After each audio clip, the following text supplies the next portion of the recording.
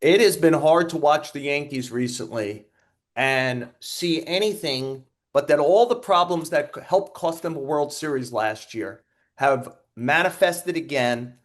John, you know I've led the chorus that they're not good at baseball. I did it all last year. You They did. they added two players who are good at baseball, Cody Bellinger and Paul Goldschmidt, and somehow they still look. Aaron Boone could tell me a good defense. They're buttoned up. I mean, they suck at this. They suck. And it is John, I'll make one analogy and then I'll let you run with this. Is I did it on the Yankee webcast earlier. We're of a certain age. When we were young, one of the better heavyweights was Ernie Shavers. He was a top contender. And Ernie Shavers was a one-trick pony. It was a hell of a trick. If he hit you on the jaw, the fight was over. He had a unbelievable punch. But if he didn't hit you on the chin, he had very little else to win the fight. And it carried him to great lengths. He was a great heavyweight, but it didn't carry him all the way. I think the Yankees are Ernie Shavers. If the ball goes out of the ballpark and they get some power pitching that day, uh, they're fine. But if the other team decides it's an actual fight and puts the ball in play and forces them to play the way the Blue Jays have for a couple of series now, the Yankees go into the follies. It's not high level performance.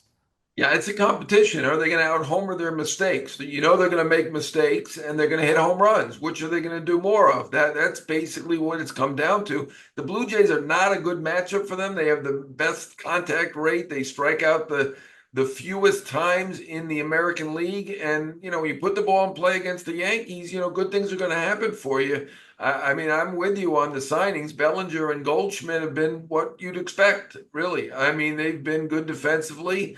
You would think that would have helped, but I think we've seen regression, and you've covered it on your own show on the Post ad infinitum about Volpe and about all the other guys who have been making mistakes. You know, uh, I don't know what can they do now. I mean, they're not going to sell. I know internally you've got people who are pretty upset the way things are going, and that's reflected in Boone's comments. He knows what everybody thinks internally, and now he's willing to say that we got to do better, which for him is really a slam. But what can they do? What can they do? Can you replace Volpe at this moment?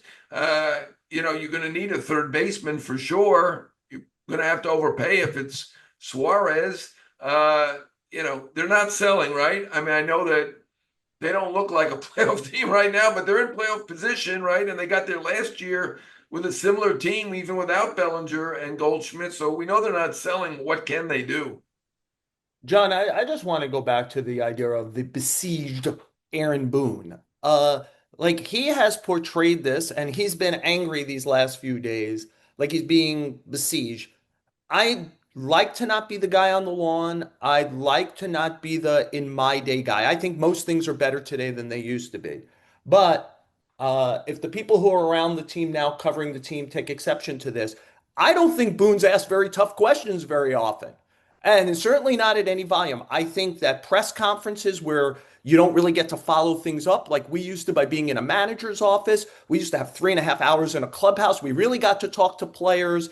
You got to know everyone. You ask pointed questions, whatever. I think that the press conferences and the internet have turned everybody soft because nobody wants to be criticized on the internet for being too tough on these guys. So nobody asks or too few people ask tough questions. So this besieged act by Boone is a problem, I think, because I could tell you there were previous managers in that role who were much more besieged at bad times than he is now. Number two, look, I can't believe the grandson's son, brother, and himself a major leaguer looks at this and keeps telling me that it isn't what everyone else is seeing. And at some point, you're going to lose credibility if you keep saying up is down and left is right. And John, I think both of us, I don't want to speak for you. I like Aaron a great deal. I think Aaron is a good baseball man. But this tone, I do not.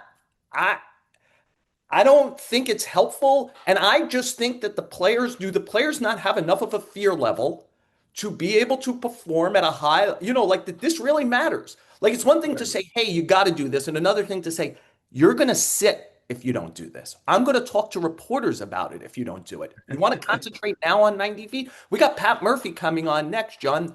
Want to watch the Brewers play a couple of games and see how much they respect 90 feet?